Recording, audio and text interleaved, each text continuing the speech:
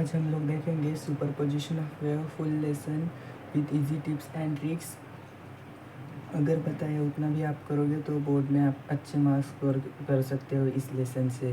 पहले तो इस लेसन में हम लोग को प्रोग्रेसिव वेव और स्टेशनरी वेव पता होनी चाहिए। प्रोग्रेसिव वेव में सिर्फ इतना याद रखो, the wave which travels from one medium to another medium is called progressive wave. And stationary wave क्या होती है? दो वेव्स होती है जो कि ट्रैवल करती है सेम पाथ में अपोजिट डायरेक्शन में। मतलब देखो, ये एक पाथ है, इसमें स्टेशनरी वेव ऐसे एक ट्रैवल कर रही है और दूसरी वेव अपोजिट डायरेक्शन में सेम पाथ पे ट्रैवल करेगी ऐसे। इसको बोलते हैं स्टेशनरी वेव। देन अभी प्रॉपर्टीज ऑफ प्रोग्रेसिव वेव या स्टेशनरी वेव पूछ सकते हैं, या फिर difference between progressive wave and stationary wave. तो प्रॉपर्टीज पूछे या डिफरेंस, यही पॉइंट्स लिखो। In this wave disturbance travels from one region to another region. In this wave disturbance remains at the region where it was produce. इसमें disturbance travel होता है, इसमें disturbance travel नहीं होता। Wave travels with particular velocity, इसमें velocity travel होती है, यहाँ वेलोसिटी 0 होती है। यहाँ एम्पलीट्यूड और पार्टिकल्स का सेम होता है और यहाँ पे एम्पलीट्यूड डिफरेंट होता है। और particles are moving and particles at the position of node are always at rest. देखो अभी नोड और एंटी नोड क्या होते हैं बताएं?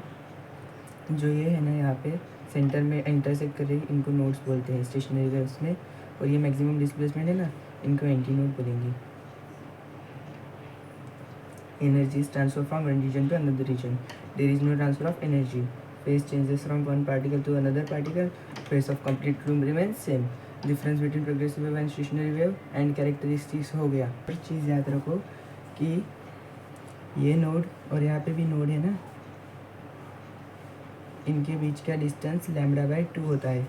और नोड और एंटी नोड का इसके आधा ही होगा ना, क्योंकि देखो ये आधा है, ये आधा है, मिलके λ/2 होगा ना। तो इसका आधा करोगे तो कितना आएगा? λ/4। तो distance between two successive node is λ/2 and distance between node and consecutive antinode λ/4। ये भी आप प्रॉपर्टीज में लिख सकते हो। इसके बाद ये स्टेटमेंट याद रखो, principle of superposition of wave का स्टेटमेंट। व्हेन टू और more wave travelling through a medium arrive at a point of a medium simultaneously, each wave produces its own displacement at that point independent of other, and resultant displacement at that point is equal to vector sum of displacement due to individual waves। मतलब अभी दो wave और ज़्यादा wave travel करेंगे ना medium में, तो वो अपना डिस्प्लेसमेंट प्रोड्यूस करेंगे उस पॉइंट पे। तो वो अगर ऐड करेंगे तो टोटल डिस्प्लेसमेंट हम लोग को मिल जाएगा। यही कहता है कि principal of superposition of wave statement. अभी हम लोग ये डेरिवेशन देखेंगे, एम्पलीट्यूड ऑफ रिजल्टेंट वेव। तो इसमें क्या, consider two wave having same frequency but different amplitude. Amplitude find करना है, इसलिए different amplitude. Equation of wave y1 is equals to a1 sin omega t. First wave consider की, क्योंकि देखो दो एम्पलीट्यूड है ना, a1 a2, तो पहले a1, सेकेंड वेव में a2 sin omega t plus five, दोनों सेम ना हो इसलिए फाइव लिया है by using principal of superposition. तो देखो प्रिंसिपल ऑफ सुपरपोजिशन क्या कहता है, दोनों डिस्प्लेसमेंट वेव के सम होंगे ना इंडिविजुअल वेव्स को, तो y is equals to y1 plus y2। So y is equals to a1 sin omega t plus a2 sin omega t into cos phi. So y is equals to a1 sin omega t plus a2। अभी देखो a sine a plus B का हो, sine a plus B का formula लगा है यहाँ पे। तो देखो साइन a प्लस बी का फॉर्मूला, पहले a लिखो, b लिखो, फिर a लिखो, b लिखो, यहाँ पे साइन, यहाँ पे कॉस। अभी साइन का फॉर्मूला इसलिए पहले साइन लिया, बाद में कॉस, लेकिन फिर कॉस और कॉस साथ में रहे इसलिए पहले कॉस लिखने का, बाद में साइन लिखने का। तो यही फॉर्मूला यहाँ पे लगा है।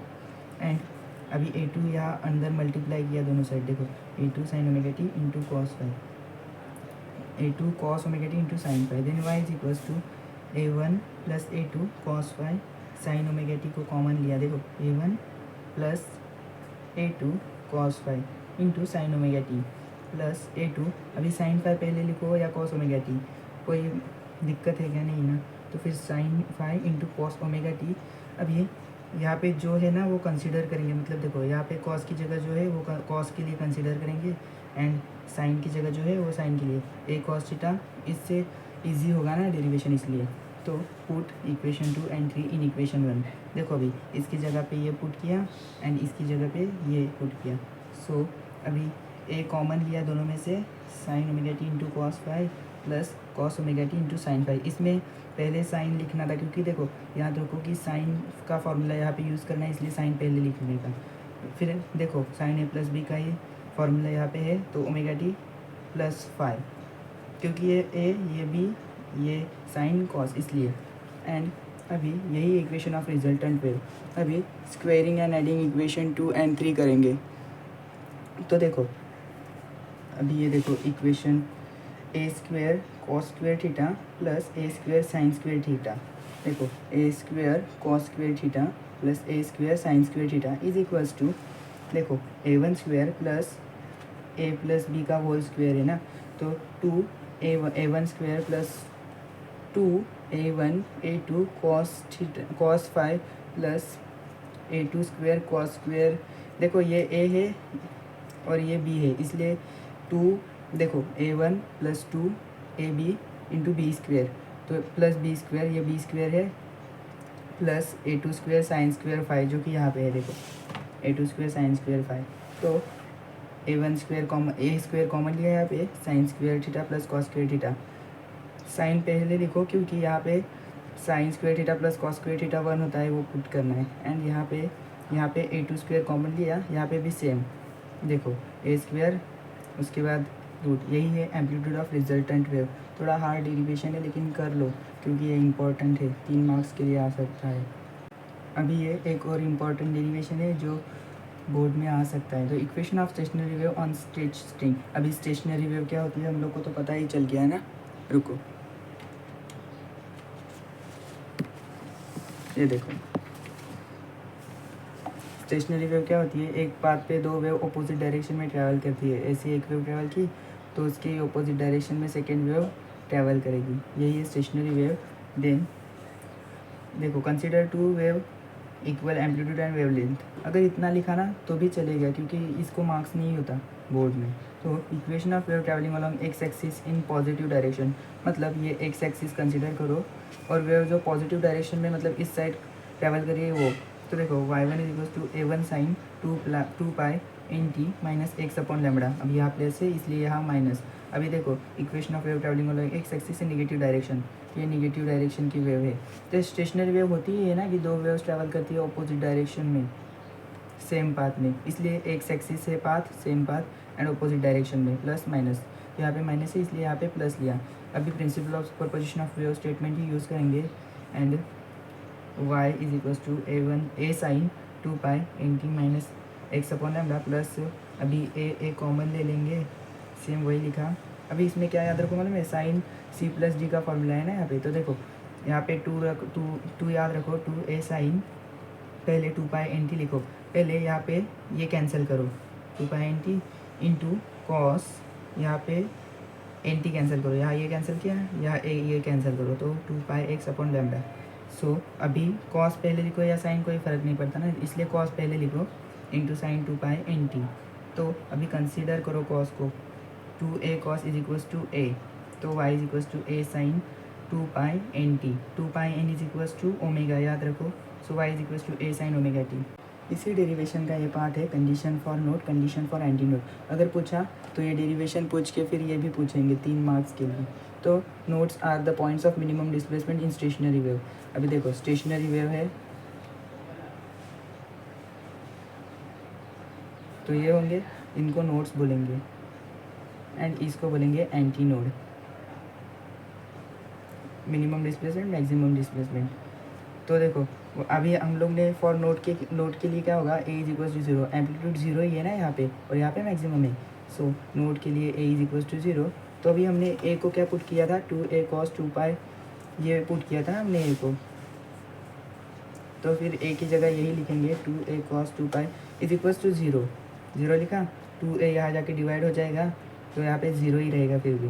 फिर कॉस यहाँ पे जाके कॉस जीरो कितना होता है पता है आपको, कॉस जीरो कब होता है 90 डिग्री पे ना, पाई बाई टू, एंड यहाँ पे 3 पाई बाई टू, सिर्फ यहाँ पे पाई लिखा, 3 5 7 ऐसा याद रखो। फिर एक्स इज इक्वल टू इसका ही आधा, x is equal to lambda by 4, 3 lambda by 4 यही, and in general 2p minus 1 is equal, ये नहीं लिखा तो भी चलेगा, यहाँ तक लिखा तो भी। And condition for antinode, definition देखो, antinodes are point of maximum displacement in stationary wave, देखो ना maximum displacement. So for antinode a is equal to plus 2a, 2a amplitude है इसका, ये याद रखो, वही वैल्यू पुट करो, cos 2 pi x is 2 pi x upon lambda is equal to plus minus 1, क्योंकि 2 यहाँ डिवाइड हो जाएगा तो 1 बचेगा ना, इसलिए 1। अभी देखो यहाँ पे कॉस यहाँ जाके फिर कॉस 1 कब होता है, 0 डिग्री पे कॉस की वैल्यू 1 होती है ना, इसलिए 0, उसके बाद pi 2 pi 3 pi and x is equal to 0, इसका ही आधा 0 आधा 0 एंड इसका आधा lambda by 2 lambda 3 lambda by 2।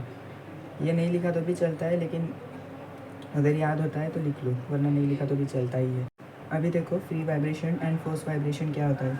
In free vibration body at first is given initial displacement and force is then withdrawn. देखो अभी मैं यहाँ पे ऐसे फोर्स दूंगा तो बॉडी मूव करेगी एंड थोड़ी देर के बाद रुक जाएगी, इसी को बोलते हैं फ्री वाइब्रेशन। ऐसे मूव करेगी तो देखो body start vibrating and continues the motion on its own, no external force act on body to further to keep in motion. अभी मैं छोड़ दूंगा तो फिर कोई भी फोर्स नहीं एक्ट हो रहा, फिर भी बॉडी मोशन स्टार्ट ही करेगी ना और मूव करेगी, इसी को बोलते हैं free vibration. And force vibration में क्या होगा, एक्सटर्नल पीरियडिक फोर्स बॉडी को बॉडी मतलब एक्सटर्नल पीरियडिक फोर्स की वजह से बॉडी चलेगी। मतलब देखो अभी ऐसे कर रहा हूँ तो मोशन में करा रहा हूँ ना बॉडी का, तो इसी को बोलते हैं फोर्स वाइब्रेशन। ये डिस्टिंग्विश के लिए आ सकता है, free vibration force vibration. And harmonics, ये डिफिनेशन दोनों आ सकती है 2 मार्क्स के लिए। Harmonics, the integral multiple of fundamental frequency are harmonics overtones the fundamental frequency. The first frequency higher than fundamental frequency is called first overtone and next higher frequency is the second overtone and so on. तो हमने यहाँ पे अभी superposition of wave ये lesson 50 to 60% complete कर लिया है। अगर इसके आगे का भी आपको चाहिए तो कमेंट कर देना, नेक्स्ट पार्ट भी आ जाएगा। और वीडियो पसंद आए तो लाइक एंड सब्सक्राइब ज़रूर करना, अपने फ्रेंड्स के साथ शेयर करना। Thank you.